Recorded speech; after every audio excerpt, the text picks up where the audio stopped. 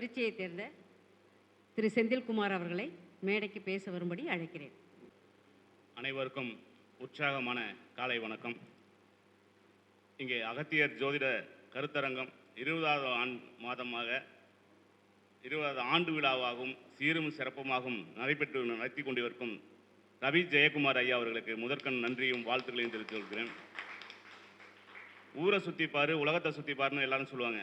அந்த மாதிரி நம்ம ரவி ஜெயக்குமார் ஊரை மட்டும் இல்லைன்னா வெளிநாடும் போக தயாராகிட்டார் அடுத்த கட்ட இலக்காக. அதையும் இந்த நேரத்தில் தெரிவிச்சுக்கிறோம். சரிங்களா? ரவிக்குமார் ஜெயக்குமாரை பற்றி சொல்லணும் அப்படின்னா அவருடைய நீண்ட கால நண்பர், கிட்டத்தட்ட 20 ஆண்டுகளுக்கு மேலே நட்பாக இருந்து கொண்டு இருக்கிறோம்.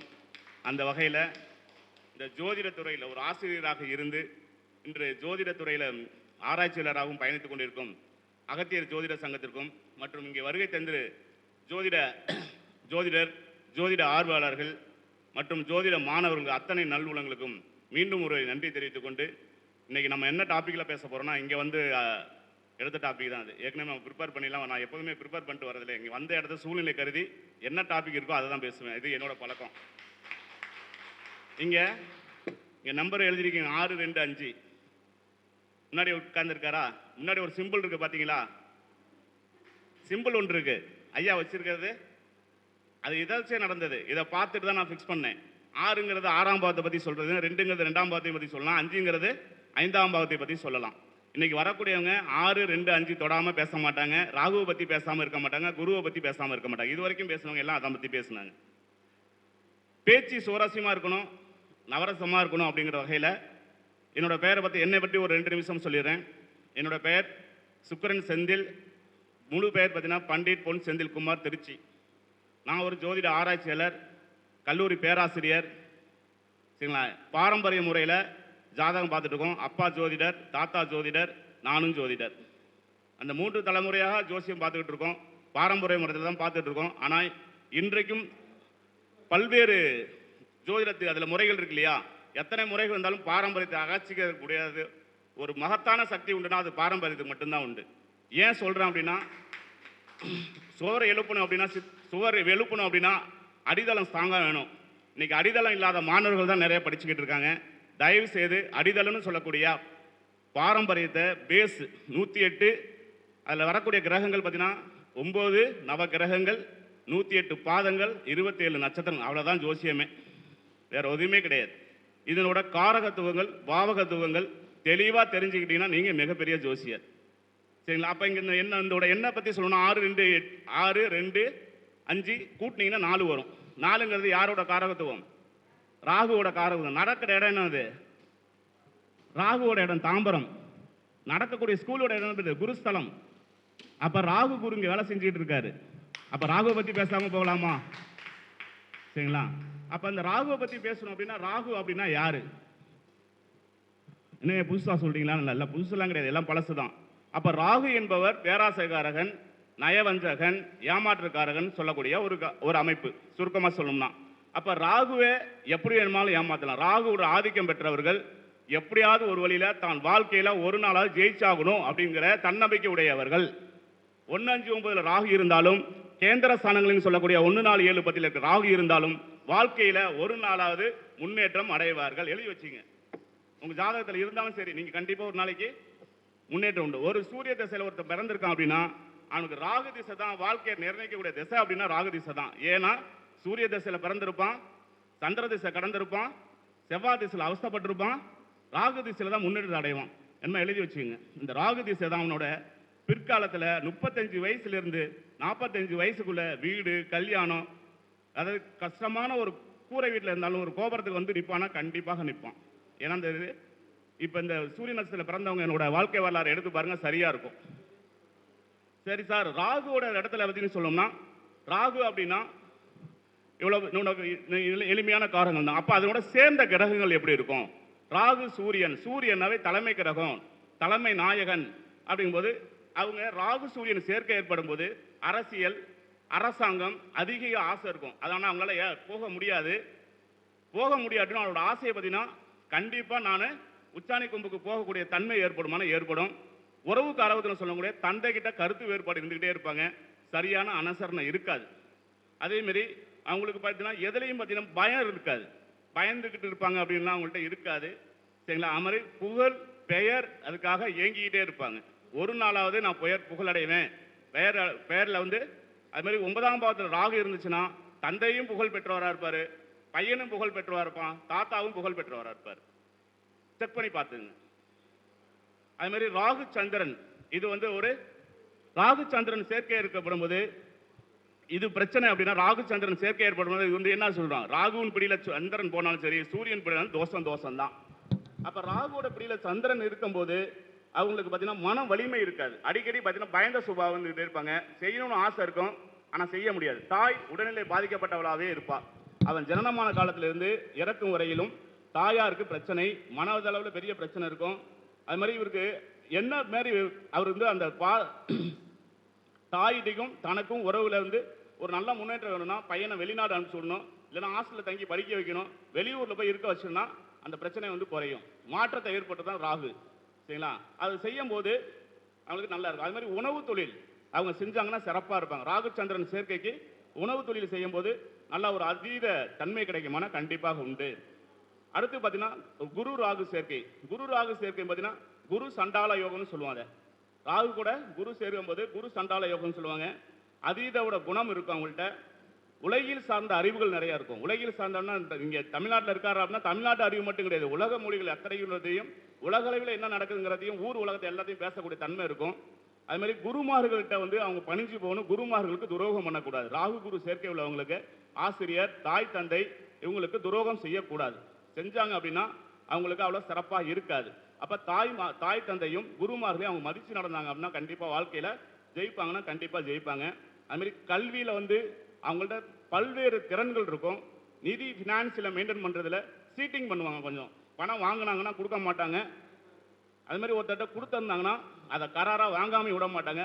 ஆனால் அதனால் ஃபினான்ஸ் வழியில் அவங்க கண்டிப்பாக ஒரு நாள் சிக்கல் அனுபவிப்பாங்க. இந்த பிரச்சனை அவங்கள்ட்ட கண்டிப்பாக இருக்குமானா கண்டிப்பாக இருக்கும். பேராசைகள் அதிகமாக இருக்கும். பண விஷயத்தில் பேராசைகள் இருக்கும். சரிங்களா? அப்போ பேராசைகளை கொஞ்சம் குறைச்சிக்கணும் அப்படிங்கிற மாதிரி இருந்தால் சிறப்பாக இருக்கும். அடுத்து பார்த்தீங்கன்னா ராகு சுக்கிரன். இந்த ராகு சுக்கிரன் சேர்க்கை வந்து அவ்வளோ சிறப்பு இல்லை, ஜாதக ரீதியாகவே சிறப்பு இல்லைன்றவாங்க. அது பொண்ணுக்காக இருந்தாலும் சரி பையனுக்காக இருந்தாலும் காம இச்சைகள் வந்து அதிகமாக இருக்கும். இந்த பையன் ஒழுக்கமான பையன் இல்லை அப்படின்னு சொல்லுவாங்க. ஆனால் சுபகிரகங்களோட பார்வை, வளர்ப்பறை சந்திரன் சொல்லக்கூடிய சந்திரனோட பார்வையிலேயோ குரு சொல்லக்கூடிய பார்வையிலேயோ இருக்கும்போது அந்த குணநலங்கள் மாறுபட்ட சிந்தனையாக இருப்பான். சுபகிரகங்கள் பார்வை இல்லாத பட்சத்தில் தான் அவனோட ராகு சுக்கிரன் பையனாக இருந்தாலும் பொண்ணாக இருந்தாலும் நிறைய பேர் இன்னைக்கு ஜாதகரே ஜோதிடரே ஒமிட் பண்ணுறாங்க. காரணம் என்னன்னு கேட்டால் ராகு சுக்கிரனுங்க அவன் ஒழுக்கமான பையன் கிடையாது. ராகு சுக்கிரன் சேர்க்கை உள்ள அத்தனை பாசங்களுமே ஒழுக்கம் இல்லைன்னு சொல்ல முடியாது. அவங்களோட ஜாதக ரீதியாக பாருங்க, நட்சத்திர சாரங்களோ பாத ரீதியாகவோ ஏதாவது இல்லாட்டி நவாம்சத்தில் சொல்லக்கூடிய எத்தனை பேர் நவாம்சம் பார்க்கறதே கிடையாது. நவாம்சத்தில் போய் பாருங்க, அந்த ராகு நல்ல அமைப்பில் இருந்தாலும் இல்லை சுக்கிரன் நல்ல அமைப்பில் இருந்தாலும் நல்ல நிலைக்கு வந்துடுவார். அவர் எல்லாருமே அந்த நல அது குடிச்சிக்கிட்டு இருக்கிறது, மது போதைக்கு அருமையாகிறது, பெண்களுக்கு இடத்துல அடிமையாகிறது, இந்த மாதிரிலாம் இருக்குன்னு சொல்லுவாங்க. அது வந்து சுபரோட வீட்டிலேயோ சுபகிரக பார்வையிலே இருக்கும்போது மாறுபட்ட சிந்தனையுடையவங்களாகவே இருப்பாங்க. இதெல்லாம் நீங்கள் உங்களோட ஜாதகத்தை உங்களுக்கு தெரிஞ்சவங்களோட ஜாதகத்தை ஆய்வு செஞ்சு பார்த்தீங்கன்னா தான் சரியாக வரும். சரிங்களா? அதே மாதிரி ராகு செவ்வாய் இது வந்து தோஷம்தான். ராகு செவ்வாய் பெண்கள் ஜாதகத்தில் இருந்துச்சுன்னா பெண்களை சொல்லுவாங்க பொதுவாகவே இவங்க 2 பொண்டாட்டி கட்டுவாங்க, 3 பொண்டாட்டி கட்டுவாங்க அப்படின்னு. ராகு செவ்வாய் சேர்க்கை வரும்போது என்ன சொல்லணும் அப்படின்னா அதுக்கு வந்து கெட் டுகெதர்ங்கிற மாதிரி வாழ்ந்துக்கணும். சரிங்களா? இல்லைன்னா தாலி கட்டிட்டு தாலியை வந்து அம்மன் கோயிலுக்கு மாங்கல்ய பிச்சை போட்டுட்டு அதுக்கப்புறம் 1 வருஷம் கழிச்சோ இல்லை 6 மாதம் கழிச்சோ மறுமணம் கட்டுற மாதிரி செஞ்சுக்கணும். செய்யும் போது அந்த தடைகளை நிவர்த்திகளை கொடுக்கும். ராகுக்கு அருமையான ராகு செவ்வாய்க்கு அருமையான கோவில் அப்படின்னா திருச்சி சமயபுரம் தான். ஏன்னா அதுக்கு பேர் இருக்குது மாரி அம்மன். உடலை மாற்றி வச்சிருப்பாங்க தெரியுங்களா? அதோட வரலாறு தெரியும்ல. சமயபுரம் மாரியம்மன் எப்படி சார் சம்மந்தப்படுறீங்கன்னா அங்கே மாறின உடல் தலை வேறு உடல் வேறுன்னு சொல்லக்கூட ஒரு பாரம்பரியத்தில் வரக்கூடியதான். அதனால் சமயபுரம் மாரியம்மன் கூட வேண்டுதல், சமயபுரம் மாரியம்மன் இடத்துலையே நீங்கள் திருமணம் நடத்துறது, இதெல்லாம் வெற்றி கண்ட பரிகாரங்களாக சொல்லக்கூடியதுதான். நான் திருச்சி சமயபுரங்கிறனால சொல்லலை, இது உண்மை அப்படிங்கிற விஷயத்துக்காக சொல்கிறேன். சரிங்களா? அதே மாதிரி ராகு புதன் இது வந்து ஒரு சமயோஜித புத்தின்னு சொல்லக்கூடியது. இந்த ராகுவும் புதன் சேர்ந்தவங்க ரெண்டுமே ஏமாற்றுக்கிறோம். புதன் மாதிரி நல்ல புத்திசாலியும் கிடையாது, புதன் மாதிரி ஒரு ஏமாற்ற கிரகமும் கிடையாது. புதன் ராகு புதன் சேர்ந்தனா அவங்கள்ட்ட பார்த்தீங்கன்னா மாறுபட்ட குணங்கள் இருக்கு. 2 புத்தி 2 யோசனைன்னு சொல்லுவாங்க. இப்போ திருச்சியிலேருந்து நான் சென்னை போகணும் அப்படின்னா பல்வேறு வழிகள் இருக்கு. நேராக வரலாம், விழுப்புரம் வழியும் வரலாம், தஞ்சாவூர் போய்ட்டும் வரலாம், சேலம் போயிட்டு வரலாம்னு சொன்னோம்னே இவங்கள்ட்ட பிளான் கரெக்டாக இருக்காது. டக்குன்னு ஃப்ராக்ஷன் செகண்டில் வந்து மாற்றிடுவாங்க. உங்கள் போகிற ரூட்டு போகிற செயல் எல்லாமே மாறுபட்ட சிந்தனையாகவே இருக்கும். ஆனால் அவங்கள்ட்ட சமூகத்தை பற்றி கரெக்டான சூழ்நிலைக்கு ஏற்ப நம்ம முடிவு எடுக்கிற திறன் அதிகமாக இருக்கும். எஜுகேஷன் நல்லா இருக்கும். படிக்காமல் இருந்தாலும் புத்திசாலியாக பேசுவான். சரி, வாய் உள்ள புள்ள உழைச்சிக்கும் அப்படிங்கிற சொல்றதுக்கு ராகு புதன் சிறப்பாக இருப்பார். தென்னாலி ராமன் கதனில் வரையும் இல்லையா? அப்போ அந்த மாதிரி தான் அவருக்கு கண்டிப்பாக அந்த சூழ்நிலைக்கு ஏற்ப தன்னை காப்பாற்றி கூட சூழல் இருக்குமானா கண்டிப்பாக இருக்கும். ராகு சுக்கிரனுக்கு வந்து பொறுத்த வரைக்கும் நல்ல கோவில் அப்படின்னா திருச்சியில் இருக்கக்கூடிய ஸ்ரீரங்கம் ரங்கநாதரை தரிசனம் பண்ணுறது ரொம்ப ஒரு அருமையான கோவில். இங்கே இருக்கக்கூடிய பெருமாள் கோயிலில் பள்ளிகொண்ட பெருமாள் கோயிலில் எங்கே இருந்தாலும் வழிபாடு பெறுவது சிறப்பு தான். சரிங்களா? அதுமாதிரி ராகு சனி தொழிலில் நல்ல மாற்றம் உண்டு, தொழிலில் நல்ல முன்னேற்றம் உண்டு. அவனை மாதிரி கடினமான உழைக்கிறதுக்கு எவனுமே கிடையாது சார். நல்ல உழைப்பாளி. சரிங்களா? அது மாதிரி வெளிநாடு போகிறாங்கன்னா நல்ல யோக பாகத்தையும் வெளிநாடுகளில் யோகத்தையும் நல்லா கொடுக்கக்கூடிய அமைப்பு இருக்கும். அது மாதிரி இந்த ராகுக்கு வந்து பார்த்தீங்கன்னா இந்த சென்னை மாநகரில் இருக்கக்கூடிய கோவில்கள் பார்த்தீங்கன்னா ஃபஸ்ட்டு வந்து பார்த்தீங்கன்னா அஷ்டலட்சுமி கோவில் பெசன் நகரில் இருக்கக்கூடிய கோவில் நல்ல அருமையான கோவில். ஏன்னா சென்னையில் பேசுகிறவங்கனால சென்னையில் இருக்கக்கூடிய கோவில்னு சொல்லணும் இல்லையா? அதுக்காக அதே மாதிரி பார்த்தீங்கன்னா மருந்தீஸ்வரர் கோவில், சென்னையில் இருக்கக்கூடிய மருந்தீஸ்வரர் ராகு கேதுகளுக்கு நல்ல ஒரு அருமையான கோவில். தாம்பரத்தில் இருக்கக்கூடிய பழனீஸ்வரர் கேள்விப்பட்டிருக்கீங்களா? தாம்பரத்தில் ஒரு பழனி இருக்கு, முருகன் கோவில் இருக்காரு. அது செவ்வாய் ராகுக்கு நல்ல அருமையான கோவில். அங்கே போனாலும் பரிகாரம் நல்ல வெற்றிகரம் இருக்கும். அதுமாதிரி திருநின்றாவூர் புதன் ராகு புதனுக்கு அருமையான கோவில். பூந்தமல்லியில் இருக்கிற குபேரேஸ்வரர் குரு புதன் ராகுக்கு ஒரு அருமையான ஸ்தலம். நம்ம ஊர்லேயே எல்லா கோவிலும் இருக்கு. சரிங்களா? அப்போ சார் வேற ரெடி ஆகிட்டாரு. அதனால் என்னோட உரையை இத்துடன் முடிச்சுக்கிறேன். கடைசியாக வந்து ஒரு சின்ன உதாரணம் சொல்லிட்டு என்னோட கருத்தை முடிச்சுக்கிறேன். அதுமாரி தையல் இயந்திரங்கள் எல்லா வீட்லேயும் வச்சுருப்பீங்க இல்லையா? கண்டிப்பாக தையல் இயந்திரம் எல்லா வீட்லேயும் வச்சுருப்பீங்க. தையல் இயந்திரம் வச்சிருக்கிற இடத்துல அதனோட ஆதிக்கம் பார்த்தீங்கன்னா சனி கேது ராகு இந்த மாதிரி கிரகங்களை தான் இயக்கும். அப்போ உடல் ரீதியாவோ மன ரீதியாவோ அவங்க வீட்டில் ஆப்ரேஷன், அதாவது தலைப்பகுதியிலையோ வயிற்று பகுதியிலையோ கால் பகுதியிலையோ கண்டிப்பாக ஒரு விபத்தை சந்திச்சிருப்பாங்க. இருக்கீங்களா? இதுதான் உண்மை. ஏன்னா தையல் இயந்திரங்களை பயன்படுத்துகிறவங்களுக்கு வைத்தீஸ்வரன் இருக்கக்கூடிய முருகப்பெருமான அங்கே இருக்கக்கூடிய தையல் நாயகி அம்மாவை வழிபாடு பண்ணுறது ரொம்ப சிறப்பான கோவில். அடிக்கடி நீங்கள் பண்ணிக்கணும். இல்லை அப்படின்னா தையல் தைக்கிறீங்க இல்லையா? அதுக்கு முன்னாடி இந்த எலுமிச்சப்பழத்தை கட்டி விடுறது, அந்த எலுமிச்சப்பழம் என்னது இந்த மிளகா கட்டி விட்டவங்க அதுக்கு முன்னாடி வந்து கருப்புசாமி தெய்வங்கள்னு சொல்லக்கூடிய கருப்புசாமி இந்த மாதிரி காவல் தெய்வங்களோட ஃபோட்டோ முன்னாடி வச்சுக்கிறது, தனக்கு முன்னாடி கண்ணாடி வச்சுக்கிறது. கண்ணாடி வந்து புதன் சார்ந்தது தான். அதனோட பாவங்களை வந்து விளக்கும். இதெல்லாம் வந்து இவ்வளவு நேரம் எனக்காக வாய்ப்பு கொடுத்த இந்த கரூர் அகத்தியர் ஜோதிட சங்கத்திற்கும் கரூர் ஆன்லைன் அஸ்ட்ரோ டிவிக்கும் நம்மளையெல்லாம் இந்த உலகத்தையும் எல்லாம் கொண்டு செல்லும் அஸ்ட்ரோ ஆன்லைன் கரூர் டிவி சேர்ந்த பாலசுப்ரமணிய ஐயா அவருக்கும் மீண்டும் ஒரு முறை நன்றி தெரிவித்துக் கொண்டு விடைபெறுகிறேன். நன்றி, வணக்கம். வாழ்க வளமுடன். வாழ்க ஜோதிடம், வளர்க ஜோதிடம். சுக்கரன் செந்தில் ஐயா திருச்சியில் இருந்து ஏற்கனவே சொன்னார் ஐயா, நாங்கள் 20 கால நண்பர்கள் அப்படின்னு. அது நிதர்சனமான உண்மை. அந்த அடிப்படையில் அதாவது இப்போ நம்ம சென்னையில் வைக்கிறேன்னு சொன்ன மாதிரிலேயே எந்த விதத்துக்கும் மறுப்பு இல்லாமல் கண்டிப்பாக வந்துடுறேன் ஐயா, எங்கே இருந்தாலும் நீங்கள் சொல்லணும்னு அவசியம் இல்லை, கண்டிப்பாக வந்துடுவேன் அப்படின்னு ஒரு சந்தோஷத்தோட நேற்று இரவே வந்து கூட இருந்து எல்லாமே பயணித்து எல்லாமே நல்ல காரியமாக பண்ணி கொடுக்குற ஐயாவுக்கு ஒரு, அதாவது அகத்தியர் ஜோதிட வித்தியாலய அறக்கட்டளை சார்பில் ஒரு நன்றி கலந்த வணக்கத்தை நாங்கள் தெரிவிச்சுக்கிறோம். சரிங்களா? ஐயாவுக்கு பொன்னாடை போத்து விதமாக ஐயா பேசும்போது சொன்னாங்க, அவர் ஐயாவும் ஒரு ராகுவை பயன்படுத்திட்டு போனாங்க. சரிங்களா? நான் ராகுவை மட்டும் இண்டிகேட் பண்ணிட்டு வரேன். அம்மன் கோவில் அனைத்துமே ராகுவோட பிறப்பிடம் தான். சரிங்களா? அம்மன் கோவில் அனைத்துமே எதோடைய, அதாவது ராகுக்கு ஏதாவது ராகு ஏதாவது தோஷமா இருக்குன்னா காளியாய் கோவிலுக்கு போவாங்க. சரிங்களா? அப்போ காளி யாரு? அம்மன். சரிங்களா? மாரியம்மன் அம்மன் தான். அம்மன் தெய்வம் அனைத்துமே காரகம் எதுனா ராகு பகவான் தான். சரிங்களா? அந்த அடிப்படையில் அவங்களும் மாரியம்மனை மாறி எப்படி அமைஞ்சிருக்குன்னு சொன்னாங்க. மிக அற்புதமாக ஜோதிட கருத்தை பதிவு பண்ணியிருக்காங்க. அவங்களை பாராட்டு விதமாக, அதாவது சத்தியமங்கலத்திலிருந்து என்னுடைய நண்பரும் ஆகிய அதாவது விஜய் தர்மராஜ் ஐயா அவங்க, அதாவது உடல்நிலையிலிருந்து தேறி இந்த கருத்தருக்கு வந்தே ஆகணும் அப்படிங்கிற நல்ல நோக்கத்தோட ஆர்வத்தோட வந்திருக்காங்க. ஐயா அவங்களை வருக வருக என வரவேற்கிறோம்.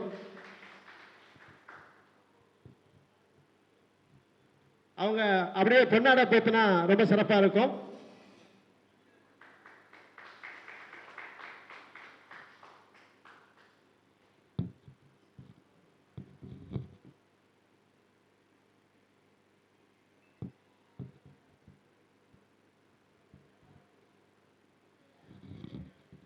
நோட் பண்ணிங்க. சுக்கிரன் செந்தில் திருச்சி. தொலைபேசி எண்கள் 80 720 73 501. 80 720 73 501. 80 720 73501. சுக்கிரன் செந்தில், சுக்கிரன் அஸ்ட்ரோ டிவின்னு சொல்லிட்டு சேனல் இருக்கு. அதில் என்னோட வீடியோக்கள் நிறைய இருக்கு. பார்த்து பயனடைமாறு கேட்டுக்கொள்கிறேன். நன்றி, வணக்கம்.